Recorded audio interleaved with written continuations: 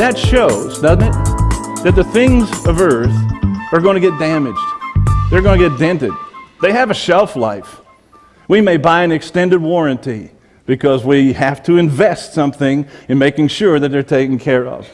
I mean, we buy all types of insurance against the odds that something's going to happen. And so if something does happen, we want to be able to replace the things that we have. And there's nothing wrong with that. We buy life insurance because we realize that someday our health is going to give out, our bodies are going to give out. We realize that the things of earth are going to require of us attention. They're going to take our time. They're going to take our money. They're going to take us to do something. And the more we get, the more it calls for our time and our attention. Now, older folks like moi, we can remember back in high school when there were 3 basic sports, right? Football, basketball, and track. But think about it these days. These days, there are so many sport options available that finding times for the games or even to practice for the games has stolen what was once set aside to honor the God who gave the strength and talent to play those sports. Used to be you practiced on weekdays, but Sunday was always set aside. Not anymore. We've stolen that time away too. Golf and skiing, they used to be luxuries. Owning a snowmobile, a boat, a second vehicle, a third vehicle, a four-wheeler, a snowblower, a camper, a cabin. All of that was for those who were well off. But yet, in our society, what was once luxuries are now affordable for many. And owning the extras requires time to use them. After all, why would you own them if you're not going to use them? And it requires finding money in order to maintain or to buy bigger and better. And when it comes to that extra investment of time and money, who often gets short-sheeted? God? Family members? One of the dangers, I think, Jesus is pointing out is that possessions are going to require attention. That can, and as it did for this man, required an investment of finance, an investment of time, an investment of action, because he had to do something about what he had. But in all of that, he forgot to consider the 2-word question. And what is that question? Then what? A second lesson we can pick out is this: that possessions won't buy contentment. Let's continue reading, beginning in verse 22. Jesus said to his disciples, "Therefore I tell you, don't worry about your life, what you will eat, or about your body, what you will wear. Life is more than food, and the body more than clothes. Consider the ravens. They do not sow or reap. They have no storeroom or barn, yet God feeds them. And how much more valuable you are than birds. Who of you, by worrying, can add a single hour to his life?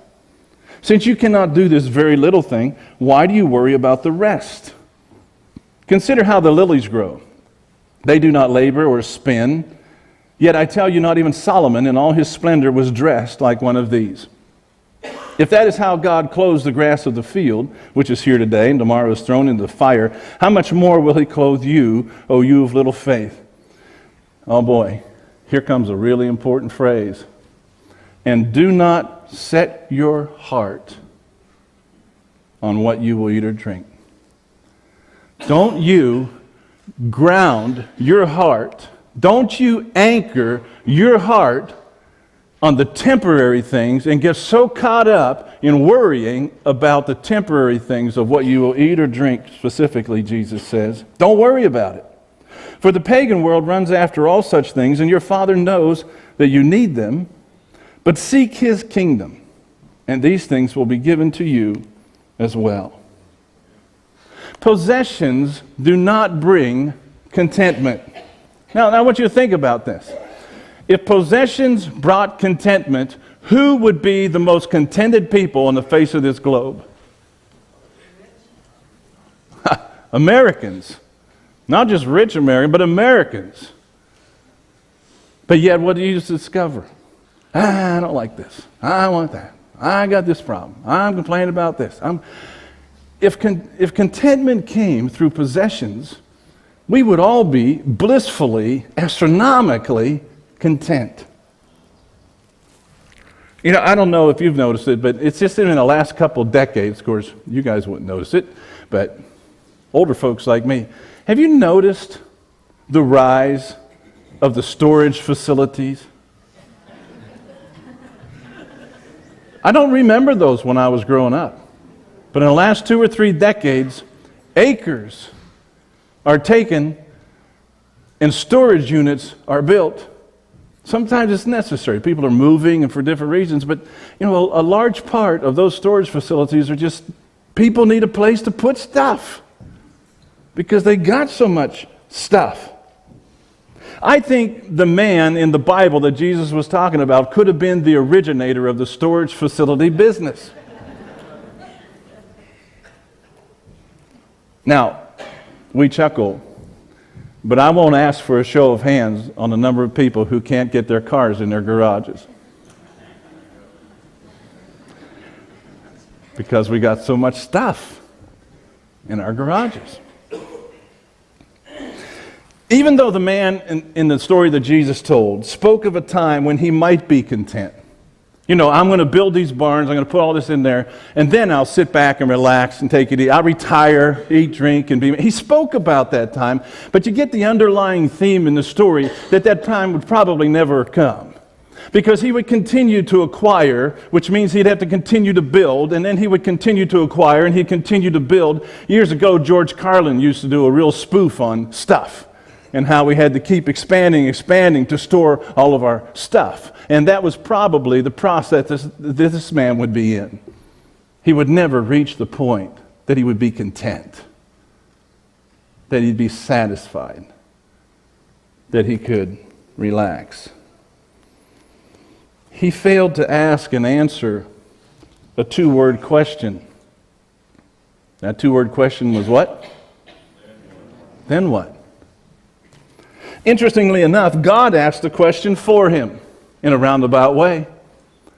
Because God said to him, and after you get all of this, your soul is required of you, and after you get all of this stuff, who gets what you leave behind?